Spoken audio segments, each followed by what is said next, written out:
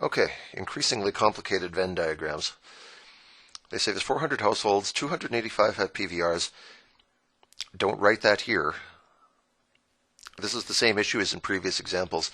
There's 285 people in the circle, but we don't know how many of them are PVR only and how many of them are in the overlap. Similarly, there are 320 people, they say, with multifunction printers, but we don't know how many just have a printer and how many are in the overlap. And finally, we have 63 that don't have either one of those. Well, we know where to put them. They're out here, outside both circles. That helps a little bit. Big P is the households that have a PVR. I don't really like the way they define this because if they're talking Big P, that covers this entire circle, including the overlap part. And this M that they're talking about covers everybody with a multifunction printer. That's everybody in this whole circle, including the overlap. Those are not very helpful variables to have. So I'm going to tweak this a little bit. I'm going to put Big P there and Big M there to remind us that they cover both of those sections. I'm going to put a lowercase p out there and a lowercase m in each of these sections. This P means just the left section here. These are people who have PVR and that's it.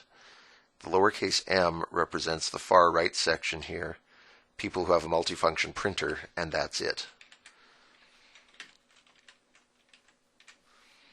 And now they say use X for the number of households that have both. So here's our X. So big P, the people who have a PVR, would be little p and X combined. Big M, the people who have a multifunction printer, would be X and little m combined. Those are the two shapes that make up that circle.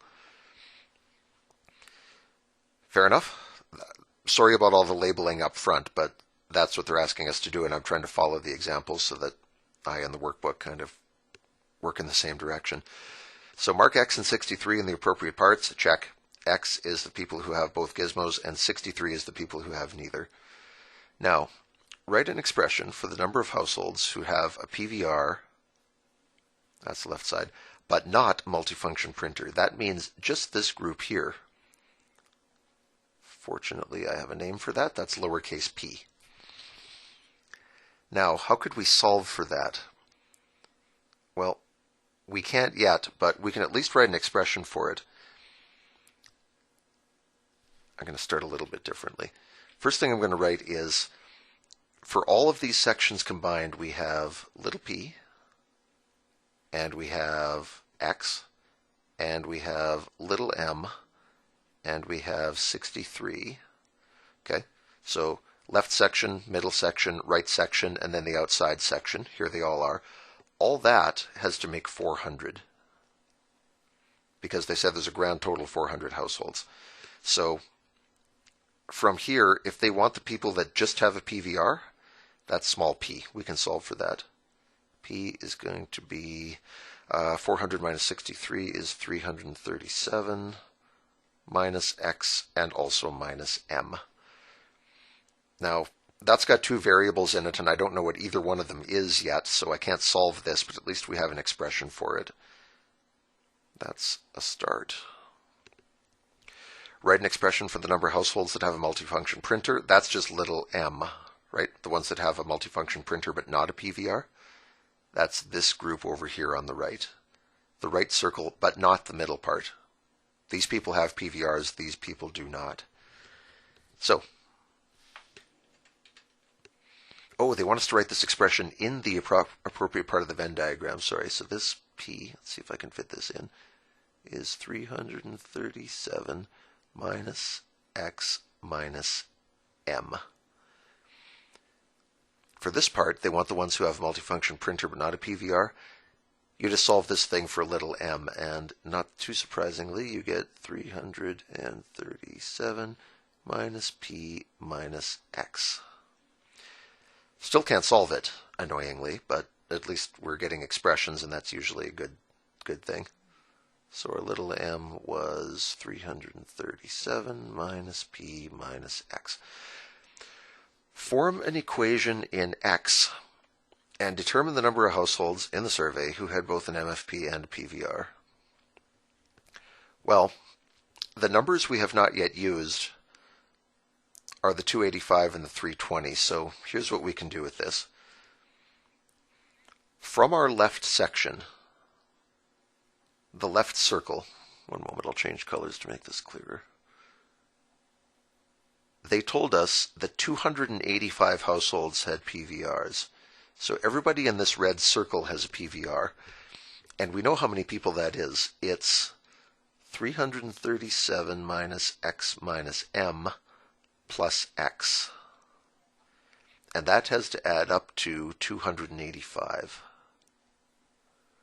All right, 337 minus x minus m is this section. Then x is the middle section. There it is. Grand total, that has to make 285 people. This we can solve, because something wonderful happens. Our x's cancel out here. We get 337 minus m equals 285. M has to be 52.